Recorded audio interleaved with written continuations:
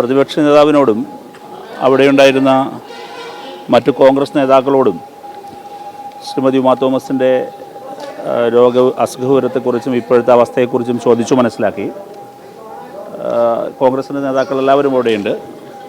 അവരെല്ലാം വളരെ ഡോക്ടർമാരുമായി സംസാരിച്ച് വളരെ കൃത്യമായ അപ്ഡേഷൻ അവർക്ക് ലഭിക്കുന്നുണ്ട്. അപ്പോൾ നമുക്ക് ശുഭകരമായ വാർത്ത തന്നെ വൈകാതെ ലഭിക്കും. കൂടുതൽ ആരോഗ്യനില മെച്ചപ്പെടുന്ന വാർത്ത തന്നെ ലഭിക്കും എന്ന പ്രതീക്ഷയാണ് അവരോടെല്ലാം സംസാരിക്കുമ്പോൾ ഞങ്ങൾക്ക് ലഭിച്ചത്.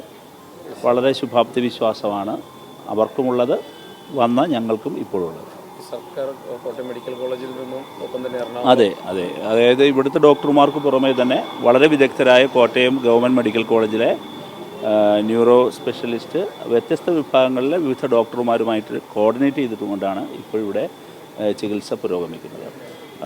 കോട്ടയം മെഡിക്കൽ കോളേജ് മാത്രമല്ല, മറ്റു ചില ഡോക്ടർമാരെയും കൺവീനിയൻ്റായ ചില ഡോക്ടർമാരുടെ സേവനവും ഇപ്പോൾ തേടിയിട്ടുണ്ട്. അങ്ങനെ വളരെ കൂട്ടായൊരു പ്രവർത്തനമാണ് ഇപ്പോൾ നടന്നു വരുന്നത്. ഫോണിലും പല ഡോക്ടർമാരും ഇവിടെ കോൺടാക്റ്റ് ചെയ്യുന്നുണ്ട്. അപ്പോൾ നല്ല കോർഡിനേഷൻ നടക്കുന്നുണ്ട്. വളരെ നല്ല മെഡിക്കൽ കെയറാണ് ഇപ്പോൾ ലഭിച്ചു വരുന്നതെന്നാണ് മനസ്സിലാക്കാൻ കഴിഞ്ഞത്. അതുകൊണ്ട് തന്നെ ഡോക്ടർമാരുടെ അഭിപ്രായത്തിൽ നമുക്ക് ശുഭകരമായ വാർത്ത അധികം വൈകാതെ, ഏറ്റവും നല്ല നില അപകടനില തരണം ചെയ്തു എന്നുള്ള നല്ല വാർത്ത നമുക്ക് അധികം വൈകാതെ കേൾക്കാനാകുമെന്നുള്ള ശുഭാപ്തി വിശ്വാസത്തിലാണ്, പ്രതീക്ഷയിലാണ് എല്ലാവരും. പെട്ടെന്ന് സുഖം പ്രാപിക്കട്ടെ എന്ന് ആത്മാർത്ഥമായി ആഗ്രഹിക്കുന്നു.